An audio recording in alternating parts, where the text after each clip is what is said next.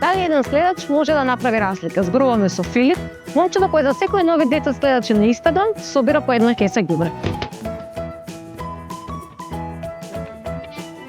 Моментот кога решив дека ќе почнем ќе го правам ова е тоа кога увидов дека не е само луѓето кои што фрлаат на улица, туку и дека институциите не го чистат тоа ѓубре и ѓубрето стои со месеци па и години. Оваа акција за мене значи, па можам да кажам и движење кое што сакам да биде каде луѓето ќе прекинат да фрлаат ѓубре на улицата. Промената почнува од нас самите секогаш, поради тоа што ние сме тие кои загадуваат природата и ние сме тие што го фрлаат ѓубрето, така да многу може да сме.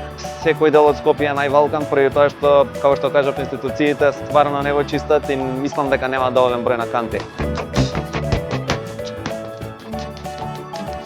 Многу се свесни, меѓутоа мислам дека тие го игнорираат тоа. Мислам дека така повеќе им одговара. Ѓубрето што го собравме го ставивме во кеси, каде што го ставивме и организиравме до контињерите, каде што има многу лесно на комунална хигиена да го превземат, меѓутоа ѓубрето се уште стои така после 15 дена и не е исчистено.